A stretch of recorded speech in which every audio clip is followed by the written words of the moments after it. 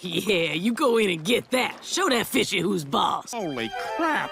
What was that? Shut up and put some more of that What it is, guys? It's your boy BlastphamousHD, and today we're here to check out a video called Simply, How Long Will Cleveland Brown's Prison Sentence Be? Now, I haven't gotten to see a whole lot of Cleveland's jailable offenses, but that's a huge part of why we're checking this video out today anyway. Let's do this.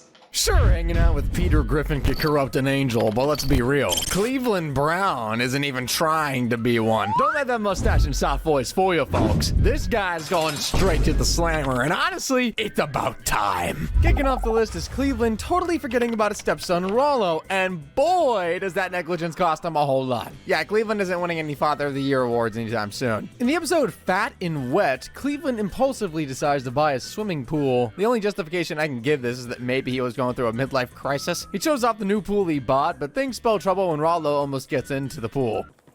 Rollo!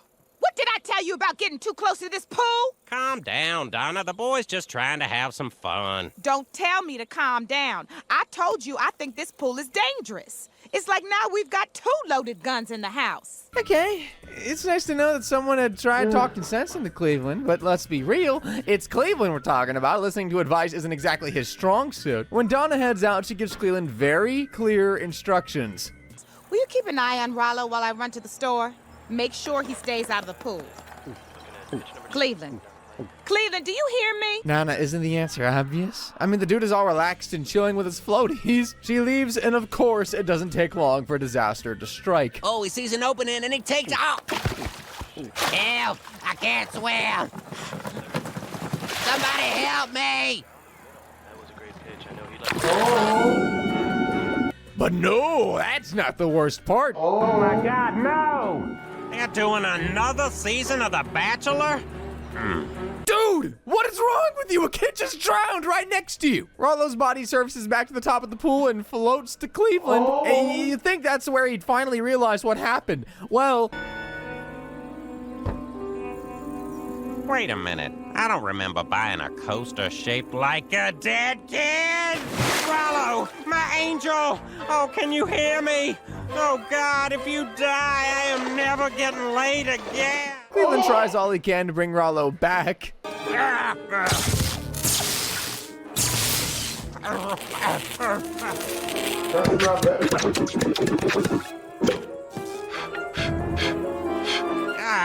I should have done this before the plunger. You think? All of his methods fail, so he goes for a final option. I gotta bury the body.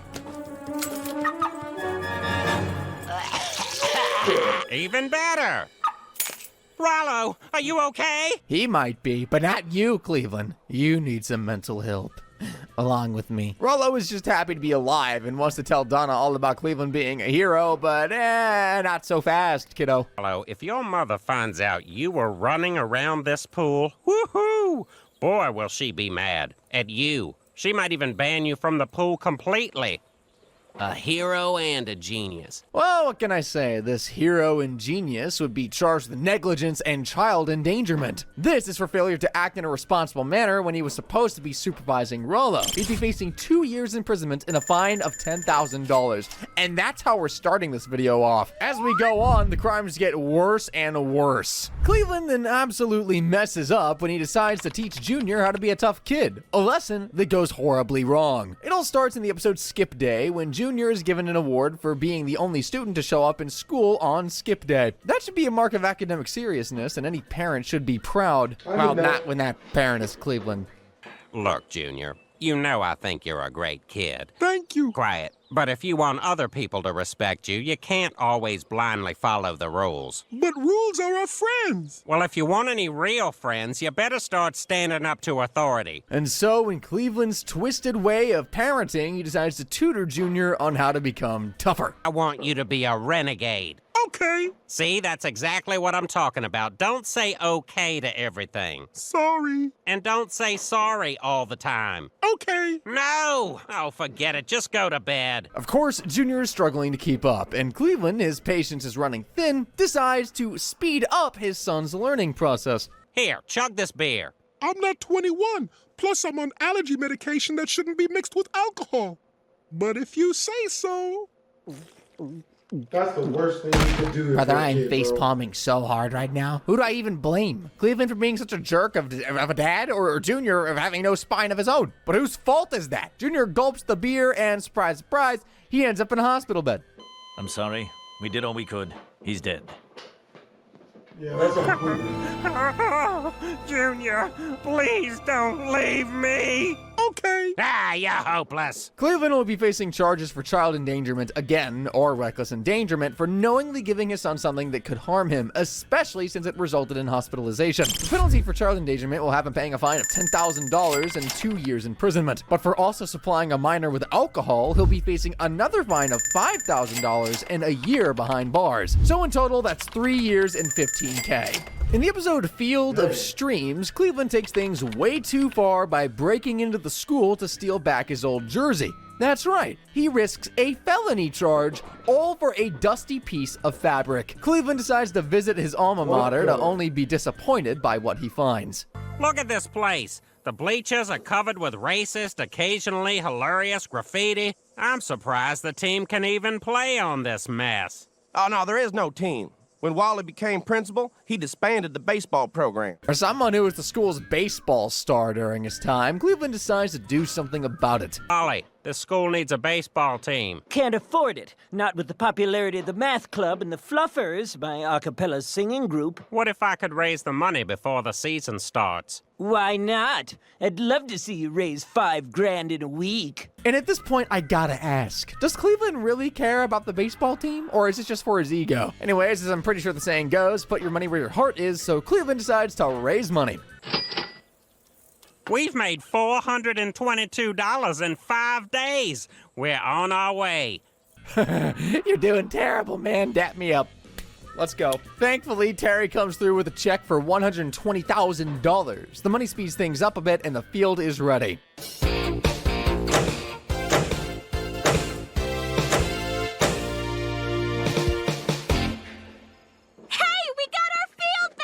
You get the hell out of here. Now Cleveland steps in as head coach and decides to have Cleveland Jr. join the baseball team. But his son is not the athletic type.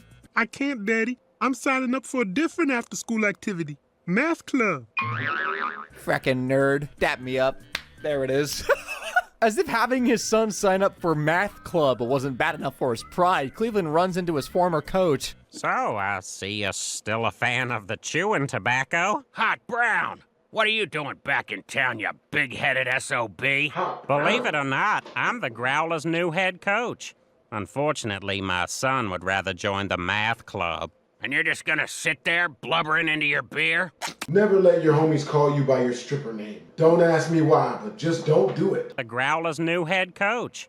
Unfortunately, my son would rather join the math club. And you're just gonna sit there blubbering into your beer?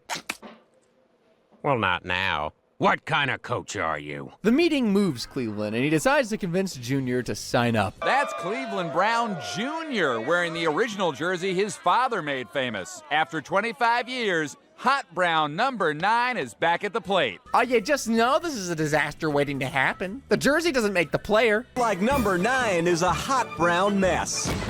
Brown number 9 makes you hate the game itself. The Growlers should retire that jersey again. Retire it to the can. This is what happens when you force kids to do stuff they're not meant for. And so to prevent his legacy from getting shredded too, Cleveland decides to step in. Oh no, where's my dad's jersey? Someone stole my dad's jersey! Not just someone. This security footage should answer all your questions. He steals his own jersey back from his kid. Brother, that's just despicable. And worst of all, Junior gets to watch him do this on the security tape.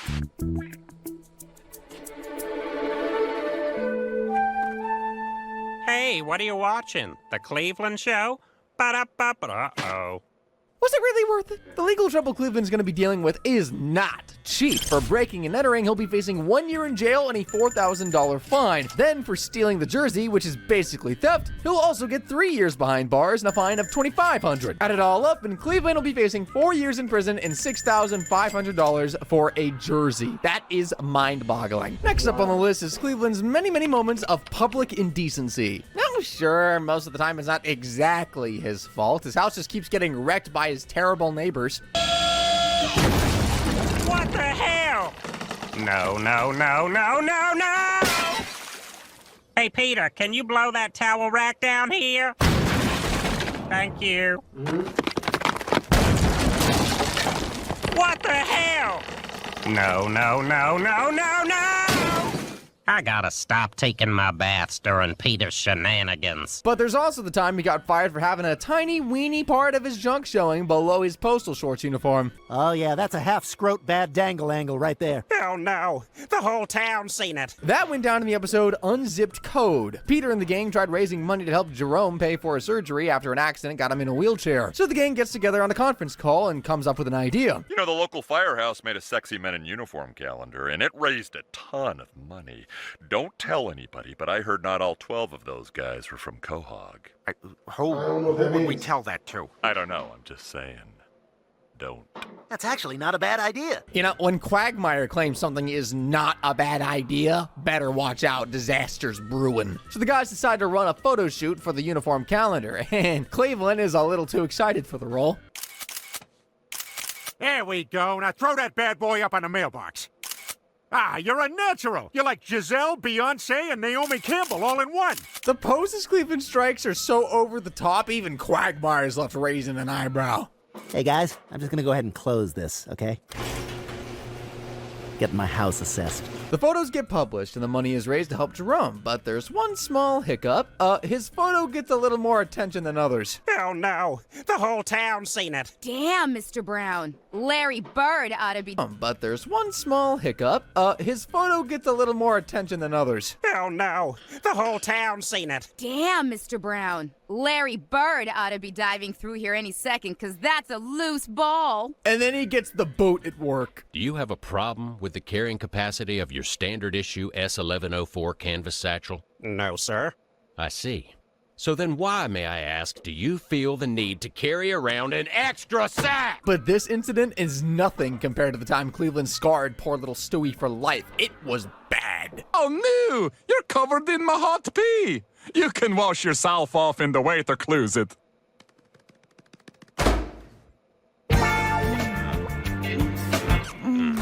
Doing this in a public restroom? Now that's beyond just being illegal. Ever heard of a motel, dude? Poor Stewie didn't just see something he'll never forget. He also had to hear it.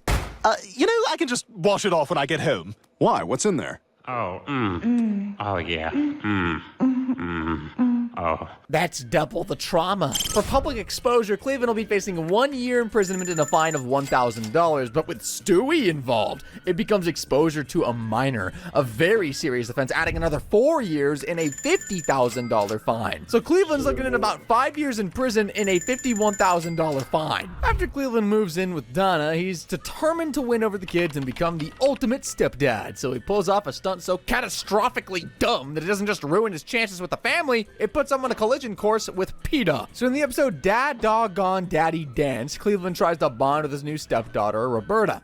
Roberta, congratulations on getting a date to the daddy-daughter dinner dance. I don't have a date. You do now. You have brought a cancer to our family. Sorry, Cleveland, you just gotta keep trying, man. Hey, Roberta, I know you're on the fence about going to the dance, but I thought maybe this would help you decide. Oh my God, are these real? Hell no, just come to the dance. I ain't got your mama a diamond yet. Well, you didn't have to be so blunt, dude. Anyways, Donna steps in and Roberta finally agrees. That excitement quickly turns to horror when this happens. Hey, new stepdaddy, you are doing a great job. Now go get that cake.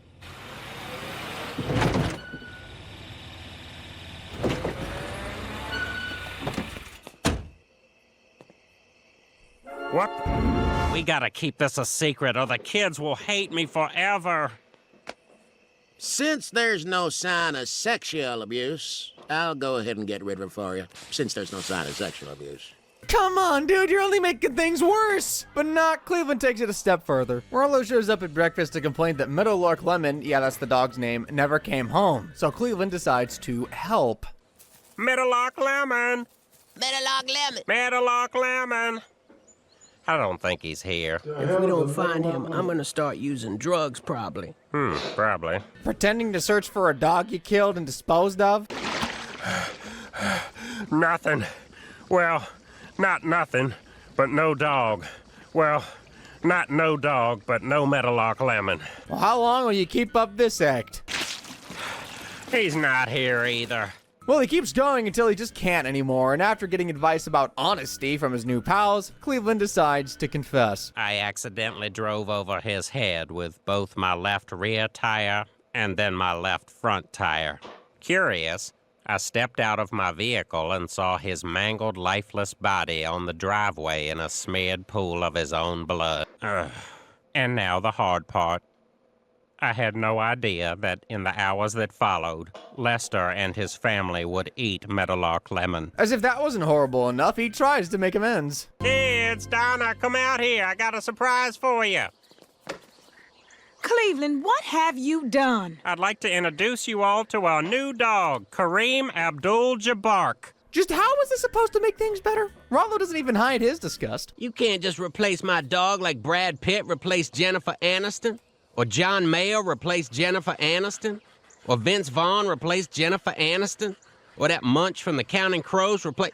The point is, my dog is not Jennifer Aniston. Yeah, a dog isn't Jennifer Aniston, Cleveland. Even though it might have been an accident, trying to cover it would have had Cleveland charged with animal cruelty and abuse. Here's a 5 years imprisonment and a hefty fine of $100,000 for that animal cruelty felony you just got. Next, Cleveland doesn't just dabble in petty theft. No. He ropes in his own son Rollo to pull off the heist as well. Honestly, I'd love to get my hands on the parenting book that suggested turning your kids into criminal accomplices was a good idea. Now, if this is just a one-time thing, maybe I wouldn't look the other way, but we could just call it a lapse in judgment, perhaps. But no, this man commits to the bit. It all goes down in the episode, Chris has got a date. Now, Lois tasks Peter with a specific job.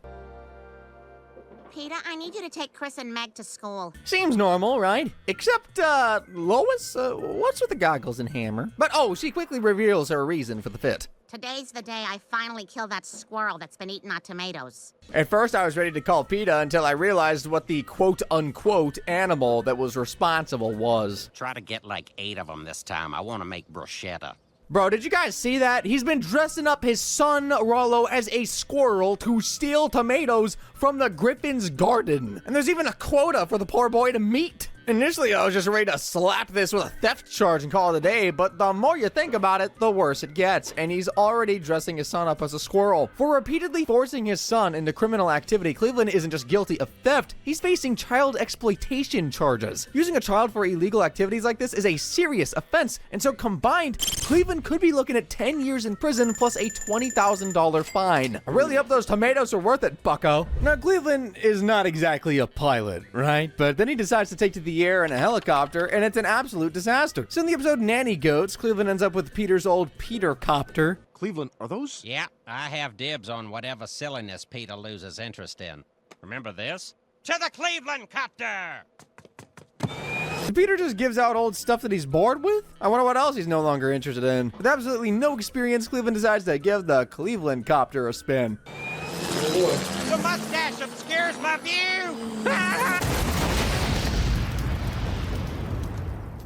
Dude, what if there was someone in that house he just blew up? The courts are gonna have a field day with this one. First up, reckless endangerment, because Cleveland behind the controls is essentially handing the keys to a toddler. That's like 5 years in jail and a $50,000 fine. Then there's destruction of property for crash landing into someone's house. Add another 10 years and $25,000 to the tab. Total, 15 years in prison, $75,000 in fines. Maybe just stick to solid ground next time, buddy. Hold on, guys. This is just half of the list, and Cleveland's already racked up $277,500 in fines and a 39-year prison sentence. For a pretty chill guy, that's a lot. And there's still more. This dude's got a whole other stack of crimes waiting to add even more years to his sentence. Honestly, at this point, it's not even shocking. Everyone on this show is just an absolute psychopath. And in some cases, I mean that literally. In the Cleveland Show episode, The Hangover Part Tub, Cleveland accidentally stumbles into a serious crime. Sure, it's accidental, but hey, ignorance isn't a get-out-of-jail-free card. Especially when,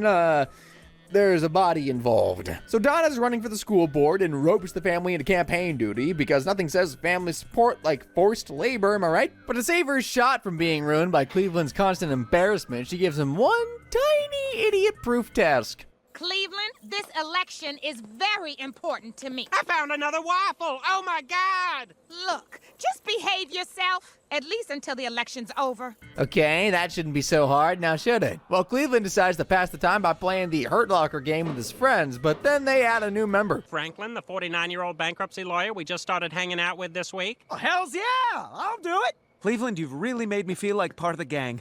I look forward to years of misadventures with you. Now, if you're wondering what the Hurt Locker game is, it's exactly as dumb as it sounds. Defusing live C4 explosives inside a card machete. Well, Cleveland decides to pass the time by playing the Hurt Locker game with his friends, but then they add a new member. Franklin, the 49-year-old bankruptcy lawyer we just started hanging out with this week. Oh, hells yeah!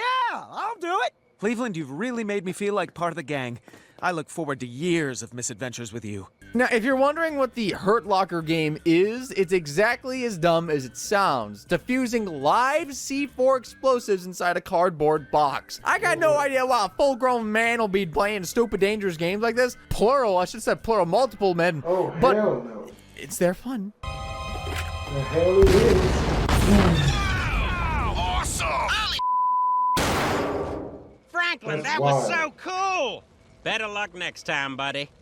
Franklin, do you copy? Nope, Franklin does not copy because you and your pals just blew him to bits. This would be a good example of what I was talking about when I told you to behave. Going to a funeral? Causing the funeral by blowing up some guy outside a bar. Even if the death was accidental, Cleveland's still going to face the full extent of the law. Intent is different from impact, and so he'd be paying a fine of $250,000 and facing 8 years imprisonment. But playing with explosives is not what anyone should make into a hobby. It's illegal and comes with a prison sentence of 5 years. So in total, that is 12 years imprisonment and still $250,000 in fines for Cleveland. Now, there are lows. Yes, and they're just downright terrible and evil and despicable. Cleveland sinks to such a low in his moral compass. This time, he, faked being homeless to eat free sandwiches. There's no redeeming him for that. It all goes down in the episode of The Cleveland Show. 'Tis the Cleveland to be sorry. It's that merry and festive time of the year, and you know, kids being kids, they've all been looking forward to it.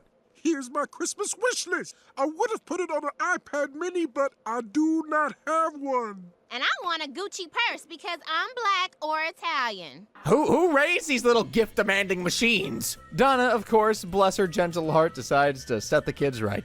Nobody is getting anything for Christmas until they give something back. Giving back. This year, we're all volunteering at the homeless shelter. Pass. Then you most definitely will not get that purse. And well, because you gotta be on Donna's nice list to get something for Christmas, 2 of the kids volunteer at the homeless shelter. And yes, Cleveland's included. That includes you, Cleveland. Hope they like yellow shirts, blue pants, and red thongs. Okay, that should already tell you that things won't go well, but it gets even worse, as it usually does. While helping out at the mission, Cleveland makes a shocking yet appetizing discovery. I'm so hungry I could eat a sandwich meant for a peasant. Hand pain! Hey, those sandwiches were donated by the finest restaurants in town. They're for the homeless. Don't do it, Cleveland. You're a chill guy. Don't do it. Ah, he does it. That didn't even take 5 seconds.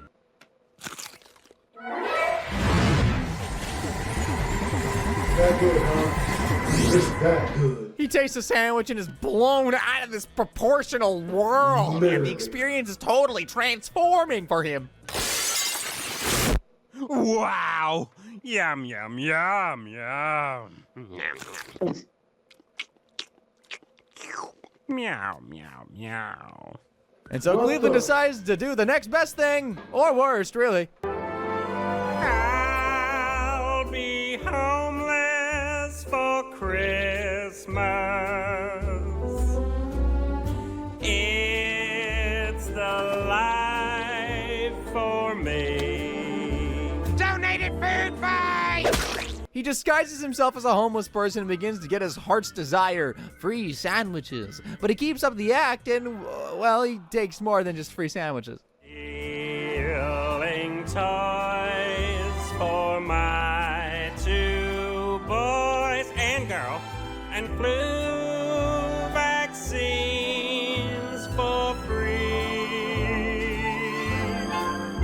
nasty. No, that wasn't the worst of it. Donna and the kids have no idea what he's been up to. Junior, we're off to Grundle's. I really do wish I could come, but they're short-handed at the shelter. That's okay. The kids and I will be fine. You're doing a great thing. Well. Proud of you. Tickles. Oh, no, Donna. Wait till the truth finally comes out. Now it's time for our Christmas Angel Award. This year's winner was nominated by his wife for his work at the Stool Bend Shelter. That's where we are. Cool. Desk lamp, give it to me. I need that. Okay, such a loving and supportive wife. Now, who could that Christmas angel be? Hey, look. I'm on TV. Give me that camera. I'm homeless. I want it. Cleveland, you're pretending to be homeless? Yes, but I've continued to wash down there. Wife. Now, who could that Christmas angel be? Hey, look. I'm on TV. Give me that camera. I'm homeless. I want it. Cleveland, you're pretending to be homeless? Yes, but I've continued to wash down there. Yep, the truth is finally revealed. Watch all you want, Cleveland. The stink of fraud and despicable ain't leaving you. Cleveland pulled the proper con job, deceiving everyone with his act. Faking homelessness and scamming a charity org. Yeah, that's definitely fraud and a very serious offense. Cleveland will be facing 15 years in prison and a fine of $10,000. Now, for all the times this dude has helped Peter commit crimes, he's guilty of aiding and abetting. Sometimes it's a petty act, but this one time, they took it further. It all goes down to the episode Joe's Walking on Air. After Peter and the gang start their men's club and everyone's dancing and having a blast, well, almost everyone. What's the matter, Bonnie? Don't you want to dance? Oh, it's okay, Joe. I don't mind sitting here with you. What I mean is, I don't want to hold you back. Don't be silly, honey. It's just as nice watching other people have fun. But then things get a lot more awkward for Joe after he overhears Bonnie's phone call with LOIS. So Joe decides to hit up the doctor, and what does he get? A shiny new set of legs. Gentlemen, I give you the new Joe Swanson.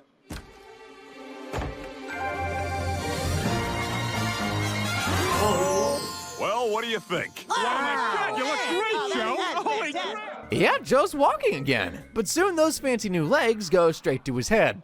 Oh, this is great! I feel so alive! Come on, ladies, kick your high heels off and get moving! You guys are a disgrace! But oh boy, it gets way crazier. Dojo! Joe, we don't even know what a dojo is. There's no mercy in this dojo! Joe, why don't you take it down a notch? No mercy!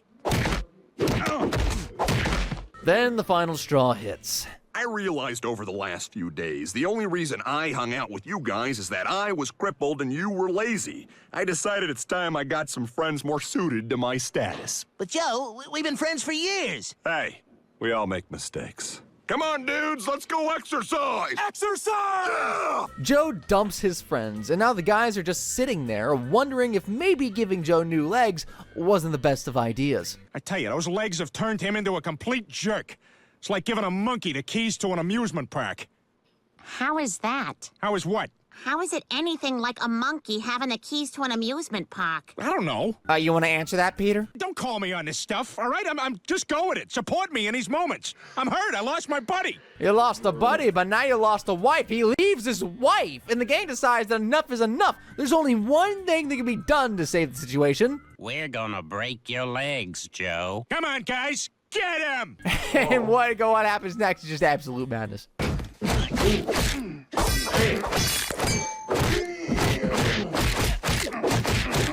They are no match for Final Form Joe. He completely wipes the floor with their frackin' buttocks. But then one more person is also desperate to get Joe back, and it's Bonnie. Not until I have my husband back!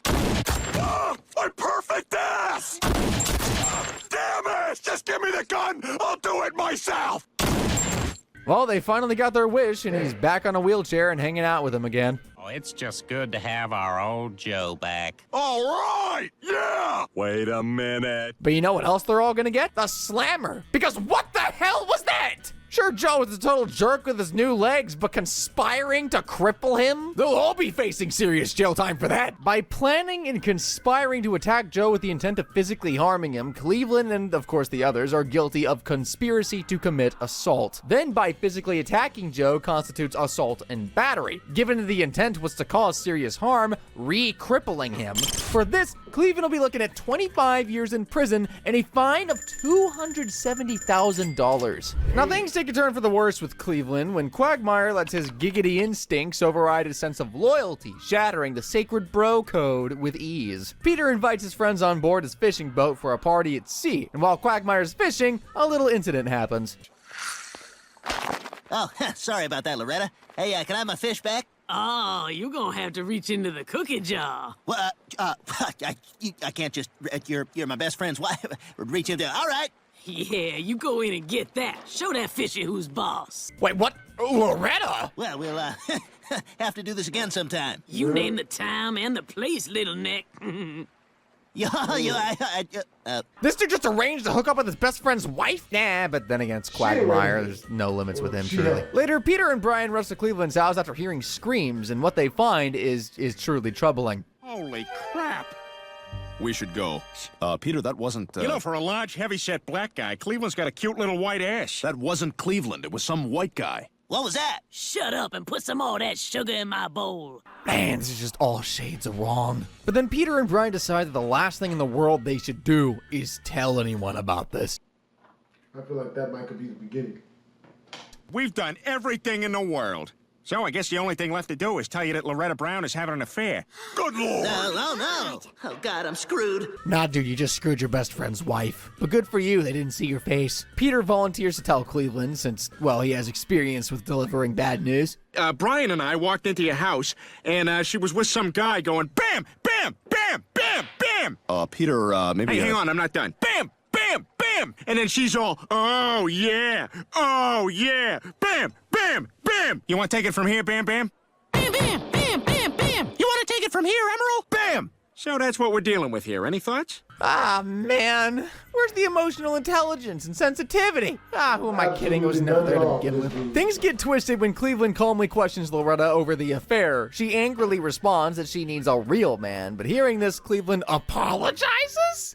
Apologize? I cheat on you and you apologize to me? Cleveland Brown, you are pathetic. I disagree, but I respect your candor. Goodbye, Cleveland. Loretta, of course, kicks him out of the house in disgust, and Cleveland shows up at Griffin's house. The family try to make Cleveland comfortable, and Peter believes what Cleveland needs is a revenge lay, so he decides to ask the one person who's good in that department for advice. Oh, God. Huh, sorry, guys. Let me throw something on. Peter, look.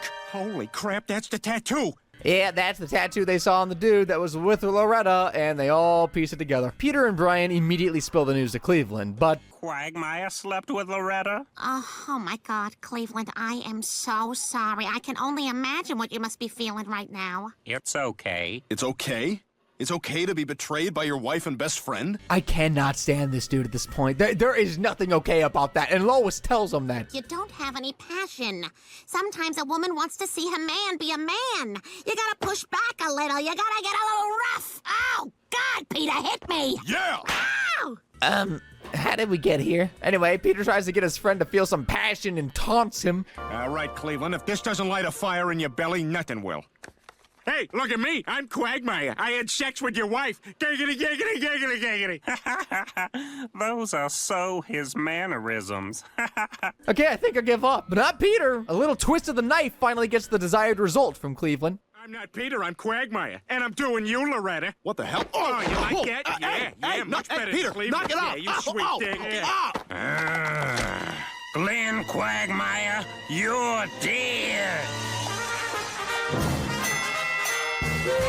But then Peter realizes that he may have gone too far, and so he tries to protect Glenn. Listen, Mayor West, my friend Quagmire here is in trouble. He needs a place to stay tonight. Say no more. I'll protect you, sir. It is my job. I guess Peter's the best kind of friend to have.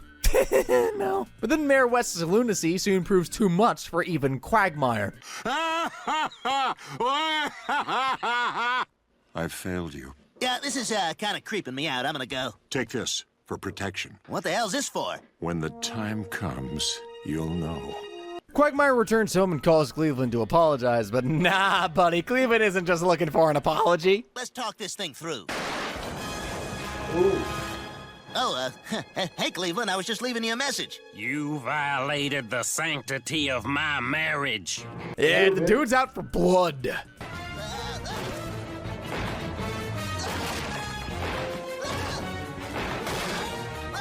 But when he finally has Glenn at his mercy, he just can't do it.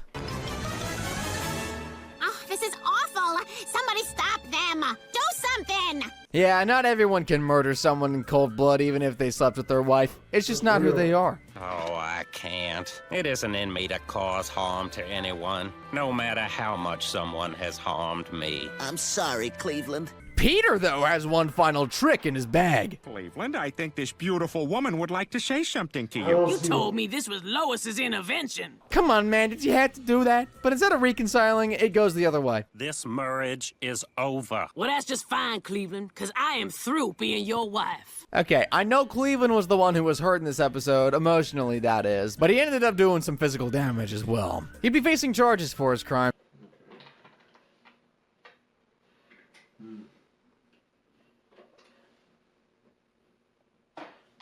Reconciling, it goes the other way. This marriage is over. Well, that's just fine, Cleveland, because I am through being your wife. Okay, I know Cleveland was the one who was hurt in this episode, emotionally that is, but he ended up doing some physical damage as well. He'd be facing charges for his crimes, obviously, plotting to kill Quagmire and assaulting him with a deadly weapon, which comes with a penalty of $150,000 in 15 years. There's also the additional fine of $50,000 and a 3-year jail term for damaging Quagmire's property. Also, the crime of attempted murder, which Cleveland will be getting 20 years in the slammer for, and a fine of $25,000. Add that all up, 38 years imprisonment sentence, $225,000 in fines. The next crime that'll send Cleveland to the slammer is when he teams up with Donna to wreak havoc, like a superhero couple, but of course, it comes at a cost. In the episode Hot Cocoa Bang Bang, Cleveland shares the story of how he first fumbled his chances of getting with Donna.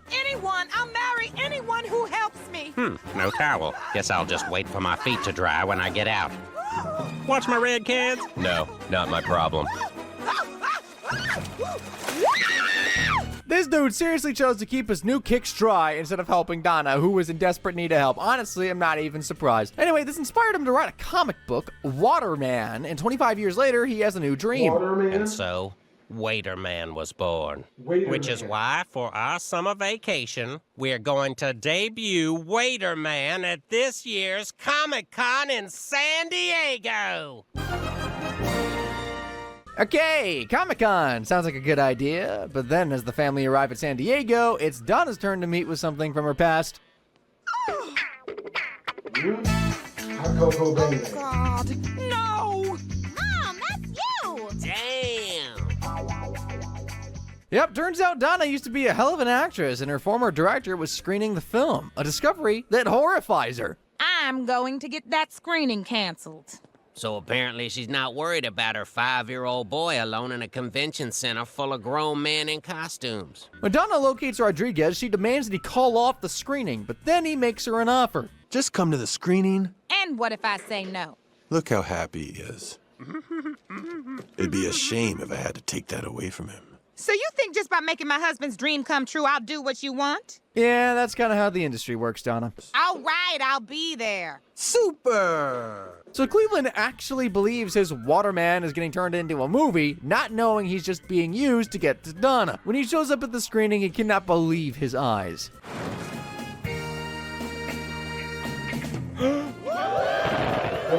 Donna? Cleveland! What the hell's going on here? Shh. If you have a question, you can stand in line and wait for the Q&A like everyone else. Fine. Now it makes sense why Donna was so against the screening of the film. She tries to explain to Cleveland the terms she had been given. Robert Rodriguez promised that if I came to the screening, he'd never show that movie to another living person. Are you kidding? You heard that crowd. Hot Cocoa Bang Bang is a hit. I just made a deal with Warner Brothers to convert it to 3D and release it wide. Oh boy, that don't sound no good at all. But hey, welcome to the backstabbing world of the movie industry, Donna. But the couple do not just stand back and let Rodriguez get away with it. Maybe we can't, but Waiter Man and Coco Bang Bang can. So they march over to confront Rodriguez to retrieve the film, starting with the guards. About some hot cocoa! Oh.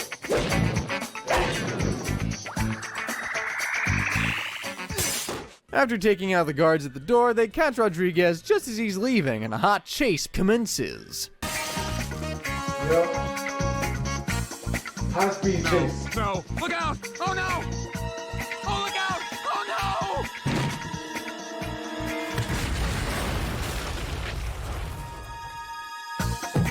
no! Okay, what's going on? Exploding tomatoes? Oh boy, it gets even weirder though.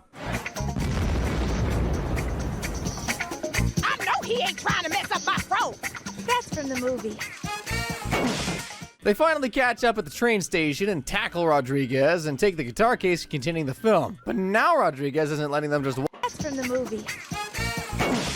They finally catch up at the train station and tackle Rodriguez and take the guitar case containing the film. But now Rodriguez isn't letting them just walk away like that, and that's where the real crazy happens.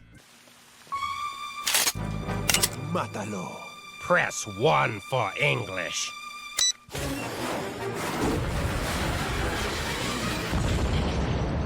Yo, this guy just blew up a tanker! You're keeping the costume. And then they just walk away into the sunset? Okay, that was an epic action flick, but we're not gonna ignore the stack of crimes that would land these two in prison for life. First up, assault for taking out the guards at the door. 20 years in the slammer, $20,000 fine. Then there's the destruction of property, which attracts a sentence of 5 years behind bars and $50,000 in fines. Oh, and don't forget illegally using an explosive device in a public area. That's a serious violation that comes with 15 years imprisonment and a fine of $250,000. Finally, murder. That truck wasn't self-driven, and taking out Rodriguez, that's straight up homicide, which attracts a sentence of 60 years and $500,000 for killing those two people. So while their dramatic sunset exit looks heroic on screen, in reality, they'd be walking straight into a courtroom and facing a total of 100 years in prison and fines adding up to $820,000. Remember the episode Field of Streams? The one where he stole back his jersey from his son? Yeah, turns out he did something much worse than what I mentioned. As you'll remember, the episode starts with Cleveland having a flashback to his time as his high school's baseball star. But Coach McFall said they're gonna retire his number after the season. To Hot Brown number 9. Woo! Yeah! But the trip down memory lane gives him an idea. Know what I say we do? Start a fight with those old ladies in red hats and purple dresses at the mall? No. Oh, great heavens! How does one just randomly come up with a suggestion like that? And worst of all, they decide to go through with it, and it's an absolute mess.